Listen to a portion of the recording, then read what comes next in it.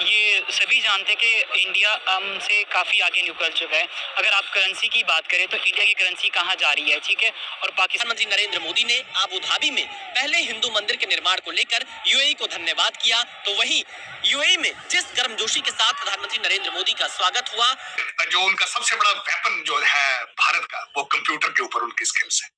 भारत का सबसे बड़ा वेपन उनका जो है उनका इंस्टीट्यूट ऑफ टेक्नोलॉजी।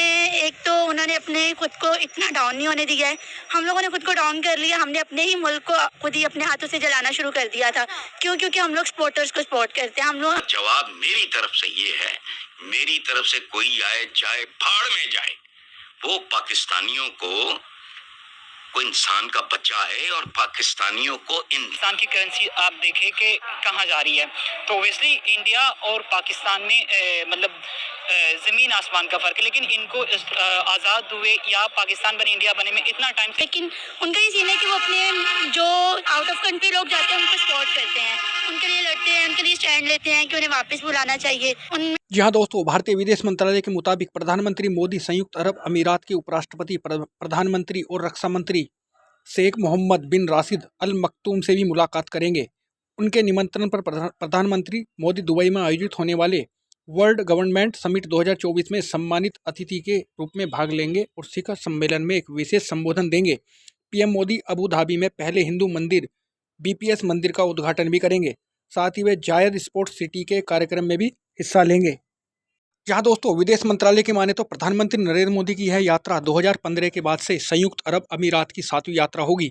यूएई की इस यात्रा के दौरान पीएम मोदी ने केवल अबू धाबी के पहले हिंदू मंदिर का उद्घाटन करेंगे, बल्कि राष्ट्रपति शेख मोहम्मद बिन जायद अल नाहयान के साथ दोनों देशों के बीच रणनीतिक साझेदारी की ओर गहरा, विस्तारित और मजबूत करने के तरीकों पर चर्चा करेंगे। यहाँ दोस्तों अगस्त 2015 में पीएम मोदी की यूएई की ऐतिहासिक यात्रा के बाद दोनों देशों के बीच द्विपक्षीय संबंधों को व्यापक रणनीतिक साझेदारी तक बढ़ाया गया। दोनों देशों ने फरवरी 2022 में एक व्यापक आर्थिक साझेदारी समझौते और सीमा पर लांदे। दोस्तों भारत और यूएई के बीच समझौते को देखकर और यूएई में पहला मंदिर को देखकर पाकिस्तानी मीडिया घबराया हुआ है। आइए जानते हैं पाकिस्तानी मीडिया इस बारे में क्या बोलता है। पॉपुलैरिटी ऑफ मोदी ग्रिप उस एरिया के अंदर 7 मुल्कों ने हाईएस्ट सिविलियन अवार्ड मोदी साहब को पहले उस एरिया से दे चुके हैं। 9 मिलियन से ज्यादा इंडियन डायस्पोरा वहां पे इन स्टेट्स के अंदर मौजूद है।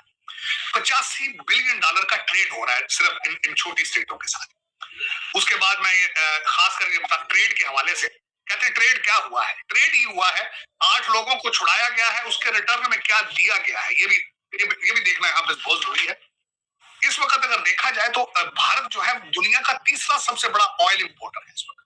अब सिर्फ एक दिन का फर्क है, लेकिन इंडिया हमसे बहुत आगे है। क्या वजूहत है कि आज हमें बोलते हुए महसूस होता है कि इंडिया आगे है? जब हम देखते हैं तो हमें लगता है इंडिया आगे है, लेकिन कभी ये देखते हुए हमने सीखा क्यों नहीं? हमें ये क्यों नहीं लगा कि इंडिया आगे चला गया है? हमारी इंडिपेंडेंस वहां से निकली थी, तो हमने क्यों नहीं मतलब आज़ादी पे, हमने क्यों नहीं डेवलपमेंट पे, तरक्की पे काम किया? आप हमारी पॉलिटिक्स, हमारी हुकूमत आप अभी देख ले, अभी क्या चल रहा है। हमारे मुल्क के अपने हालात नहीं सुधर रहे हैं, तो क्या मुल्क को क्या चलाएंगे ये लोग? ठीक है ना। अब तो मेरे ख्याल से वोट भी नहीं देना चाहिए। मेरा टॉपिक सॉरी कि चेंज होने की तरफ जा रहा है और डिटेल में, क्योंकि आप खुद देख रहे हैं अभी वोट भी नहीं देना चाहिए। हमारी वोट की कोई रिस्पेक्ट नहीं है, ठीक है। अब वोट कास्ट करने होने के बावजूद भी ये सूरत हाल है, क्योंकि मुझे नहीं लगता कि ये मुल्क कभी भी सुधर जाएगा। 17-18 पॉलिटिक्स पार्टियाँ, आपको लगता है कि ये पाकिस्तान ठीक से चल पाएगा? कभी भी नहीं चल पाएगा, क्योंकि एक दूसरे के जब अपने मुल्क में ये हालात है तो आपको क्या लगता है ये ठीक हो जाएगा? कभी भी नहीं होगा। सही बात है। अगर हम बात करें दूसरे पड़ोसी मुल्क हिंदुस्तान के प्राइम मिनिस्टर, क्या समझते हैं कैसा लीडर है? दुनिया में एक मिसाल बन गई है उसकी कि मोदी और मोदी। जी, एक तो मोदी ने मुल्क को सभी पूरी दुनिया को पता उनके ताल्लुकात बाहर मुल्कों में कैसे हैं, उन्होंने मुल्क को कैसे चलाया, और दूसरी मरतबा भी वो खुद जस्टिस पे आए हैं। हमारे मुल्क की तरह नहीं कि सब जबरदस्ती मुल्क पे मुसल्लत किया जा रहा है, ठीक है ना। जब आप को लोग मुंतखब करते हैं ना तो सिलेक्ट किया। हमें लगता है कि जो एक इंसान है उसे सपोर्ट करते हुए हम अपने मुल्क को आग भी लगा देंगे, जैसे कि ये हुआ भी है। आपके पीछे हुकूमत एक 9 मई का वाकया, आपके कमांडर के घर को जब आग लगा दी गई थी। मतलब वो ठीक है, आप जिसको मर्जी सपोर्ट करें, लेकिन इट डजंट मीन कि भाई आप अपने घर को आग लगा दें। घर में लड़ाई होती है, आप अपने घर को आग नहीं लगाते हो। वही तो कह रही हूँ, हम अपने घर को जलाना शुरू कर देते हैं, पत्थर मारते हैं, शीशे तोड़ते हैं, कभी किसी चीज को आग लगा देते हैं, ये दिखाने के लिए कि हम बहुत पावरफुल हैं। तो क्या वर्ल्ड हमें इस तरीके से पावरफुल समझेगी या पागल समझेगी, एंटरटेनमेंट का जरिया समझेगी? ये हमारे सामने ही है कि IMF ने हमें डिफॉल्ट करार दे दिया था, क्योंकि उन्होंने देखा कि भाई इनकी अपनी ही मुल्क में अमन व अमान नहीं है। क्यों नहीं है? क्योंकि हम एक इंसान के पीछे इतना बेवकूफ हो जाते, चाहे वो हमारे PM है। मौजूद है साजिद तार साहब। तार साहब, सबसे पहले तो आपका बहुत बहुत शुक्रिया सर। माय प्लेजर चीमा साहब, थैंक यू सो मच।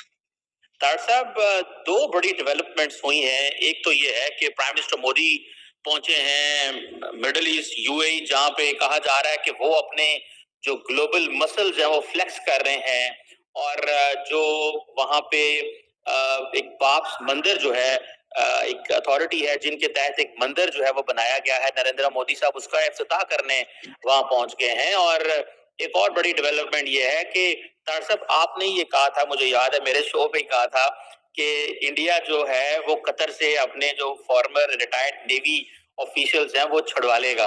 तो वो आज यही हुआ है कि वो 8 नेवी जो के लोग थे वो आ गए हैं। तार साहब, इन दोनों इवेंट्स को कैसे देखते हैं? दूसरे मुल्क में जाके, मुसलमान मुल्क में जाके मंदिर का इफ्तिताह करना, एंड देन सेकंड जो है वो ये बंदे जो छुड़वा लेना है। How do you see these developments, particularly for Prime Minister Modi's politics?